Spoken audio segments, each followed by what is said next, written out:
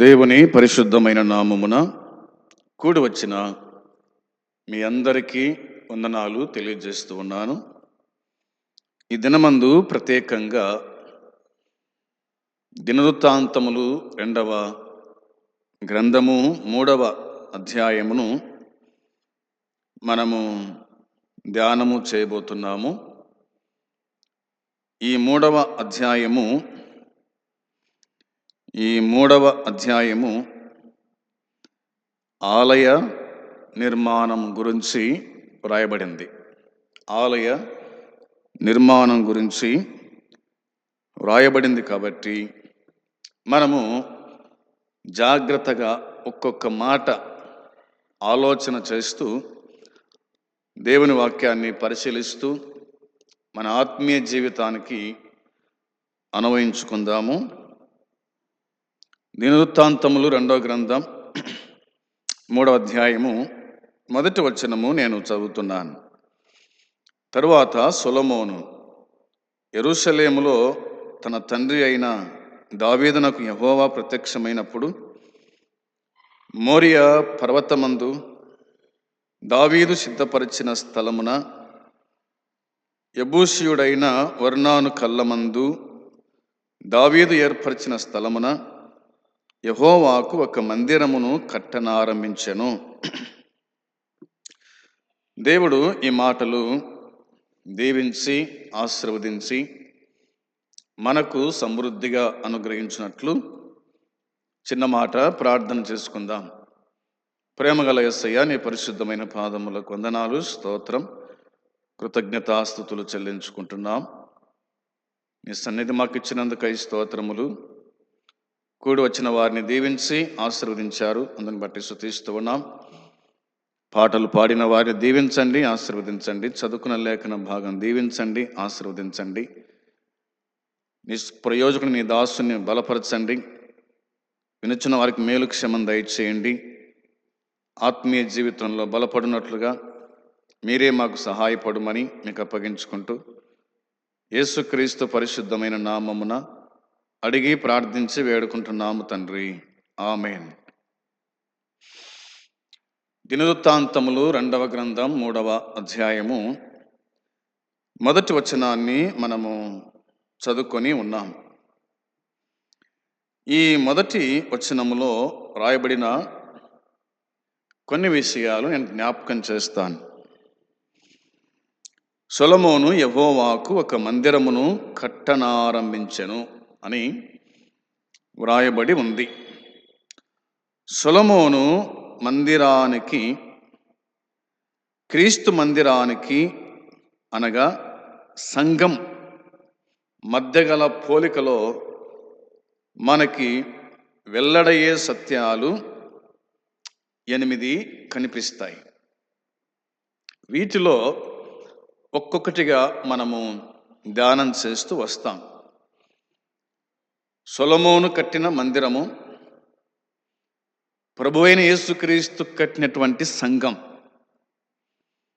మందిరానికి సంఘానికి తేడాలు మనము చూస్తాము. కాబట్టి జాగ్రత్తగా అందరూ దేవుని వాక్యాన్ని వినాల్సిందిగా మనవి చేస్తూ ఉన్నాను. ఇప్పుడు సొలొమోను గురించి మనం ఆలోచన చేద్దాం. యెహోవా మందిరానికి దావీదు కుమారుడు సొలొమోను కట్టాడు, లేదా యెహోవా మందిరాన్ని దావీదు కుమారుడు సొలొమోను కట్టినాడు. చూడండి, 2వ అధ్యాయము 1వ వచనము నేను మీకోసం చదువుతున్నాను. 2వ అధ్యాయము 1వ వచనంలో సొలొమోను యెహోవా నామ ఘనత కొరకు ఒక మందిరమును, తన రాజ్య ఘనత కొరకు ఒక నగరును కట్టవలెనని తీర్మానము చేసుకొని అని ఉంది. సొలొమోను యెహోవా నామ ఘనత కొరకు ఒక మందిరమును అన్నమాట. యెహోవా నామ ఘనత కొరకు ఒక మందిరమును అనే మాట ఇందులో మనం చూస్తాం. దావీదు కుమారులలో ఒకడు మందిరం నిర్మిస్తాడని దేవుడు దావీదుతో చెప్పినాడు. దేవుడు దావీదుతో చెప్పినాడు. అందుచేత దావీదు దీనికోసమై ప్రణాళికలు సిద్ధము చేసినాడు. దావీదు దీనికోసమై ప్రణాళికలు సిద్ధం చేసినాడు. ఇవన్నీ కూడా మనకు దినవృత్తాంతముల మొదటి గ్రంథము 22వ అధ్యాయము 2 నుంచి 10 వరకు మనము చూడగలుగుతాం. సొలొమోను తాను తీసుకున్న నిర్ణయాలలో దేవుని వాగ్దానాన్ని స్థిరపరిచినాడు.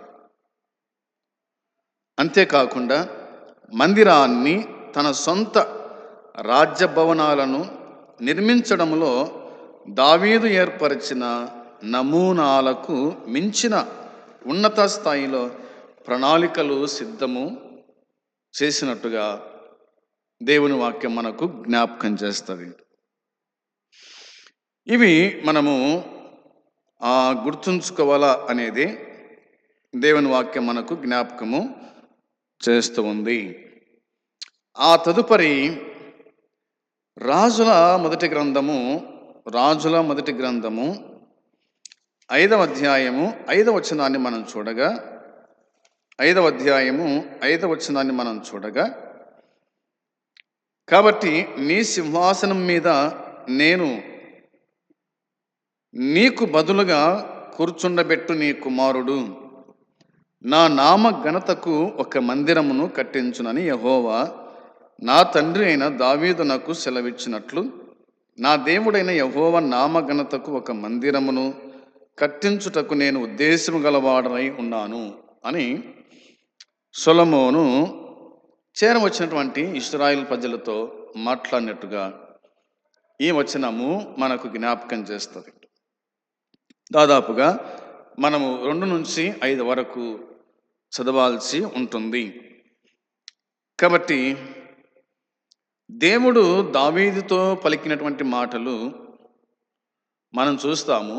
దావీదు కూడా సొలొమోనుతో తెలియజేశాడు, దేవునికి నేను ఒక మందిరాన్ని కట్టాలనుకునేటి, అయితే దాన్ని కట్టడానికి నీకు దేవుడు అవకాశం ఇచ్చాడు, కాబట్టి జాగ్రత్త పడు అని దావీదు కూడా సొలొమోనుతో చెప్పిన మాటలు మనము చూస్తాం.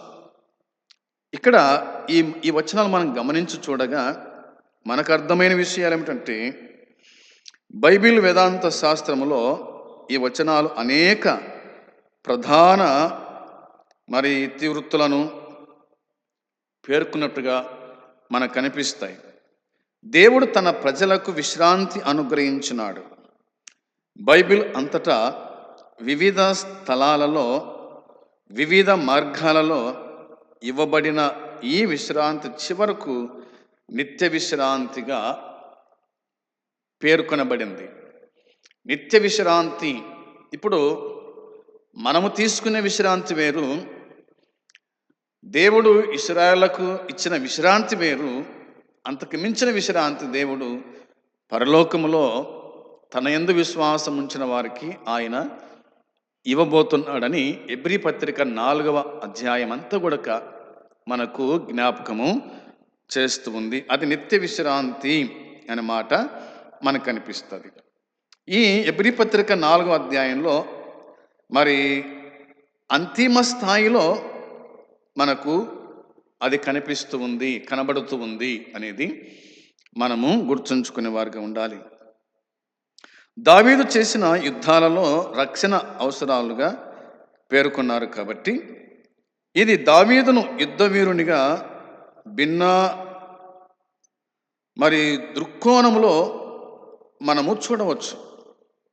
మొదటి దినవృత్తాంతముల గ్రంథము 28:3లో ఆ మాటలు మనకు కనిపిస్తాయి. ఏ మందిరము దేవుణ్ణి పట్టజాలదు, అవునా?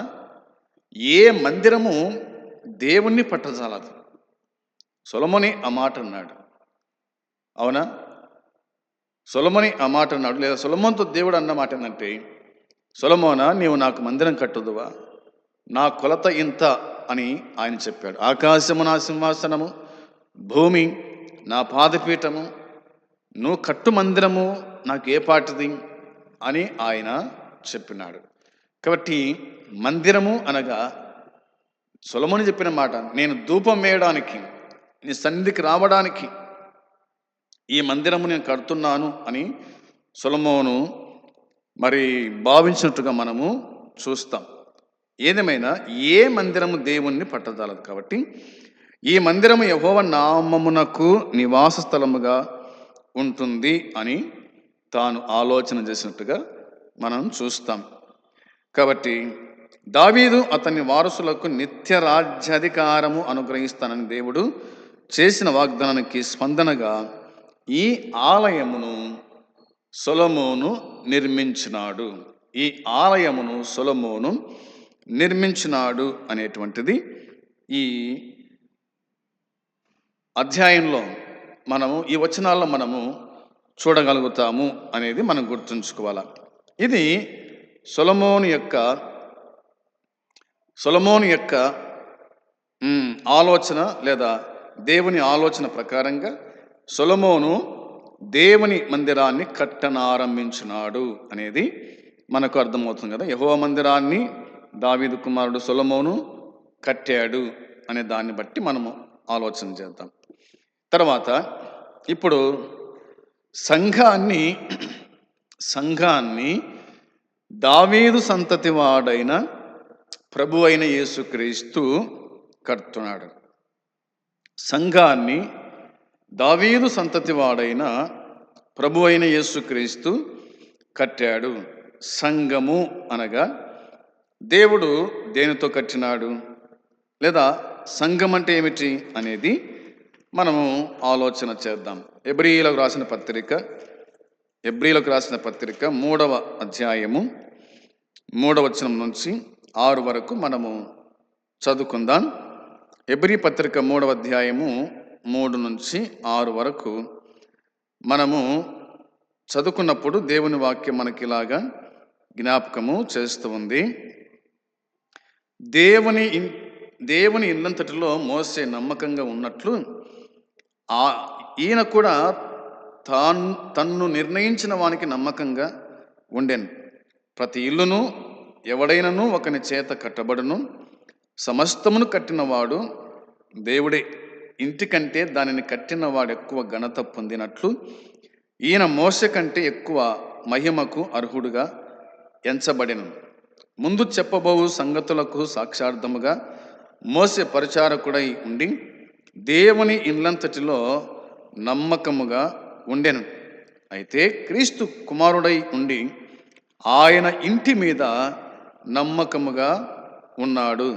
ధైర్యమును నిరీక్షణ వలని ఉత్సాహమును తుదమట్టుకు స్థిరముగా చేపట్టినలా మనమే ఆయన ఇల్లు అనే మాట కనిపిస్తుంది.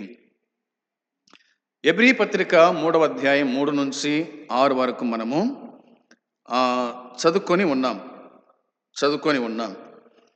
ఈ వచనాలలో రాయబడిన మాటను బట్టి మనం ఆలోచన చేస్తే, దేవుని ఇంటిలో నమ్మకముగా ఉన్నవాడుగా దేవుడు మోసేను ప్రత్యేకంగా గుర్తించినట్టుగా మనం చూస్తాం. సంఖ్యాకాండం 12:7లో మనకు కనిపిస్తుంది. అతని నమ్మకత్వము క్రీస్తు నమ్మకత్వపు ఆధిక్యతను చూపించడానికి. ఎందుకంటే క్రీస్తు కుమారుడై ఉండి ఇంటి మీద నమ్మకముగా ఉన్నాడు. మోసే కూడా ఒక భాగంగా ఉన్న ఇంటి మీద యేసు నమ్మకంగా ఉన్నాడు. దేవుని ధర్మశాస్త్రము అందించడంలో మోసే నమ్మకంగా ఉన్నప్పటికీ అతనికి అప్పగింపబడిన కార్యం రానున్న దేవుని కుమారుని వైపు చూపించడమే. ధర్మశాస్త్రపు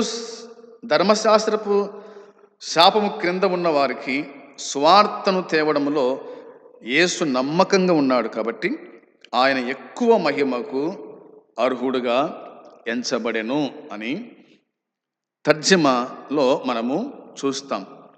6వ వచనం మనం చూడగా, ధైర్యముగా నిరీక్షణ స్థిరముగా చేపట్టినలా చివరకు కుమారునిలో తమ నిరీక్షణను నిలిపి స్థిరముగా సహించేవారు ఆయనతో పాటు నిత్యత్వములో జీవిస్తారు అనేది దేవుని వాక్యమైన బైబిల్ మనకు జ్ఞాపకము చేస్తూ ఉంది. కాబట్టి మనకు అర్థమయ్యే విషయం ఏంటంటే, యెహోవా మందిరాన్ని, దేవుని మందిరాన్ని దావీదు కుమారుడు సొలొమోను కట్టాడు.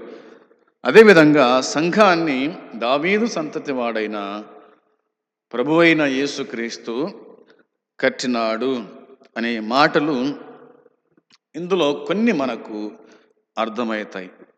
కాబట్టి సంఘానికి మందిరానికి తేడా మనము గమనించాల. మందిరము అనగా మనము ప్రార్థన చేసుకోవడానికి మందిరం, ఆనాడు ప్రజలందరూ సమకూడడానికి మందిరం, ఆ మందిరములో దహన బలు అర్పించడానికి, సమాధాన బలు అర్పించడానికి మందిరాన్ని సొలొమోను కట్టినాడు.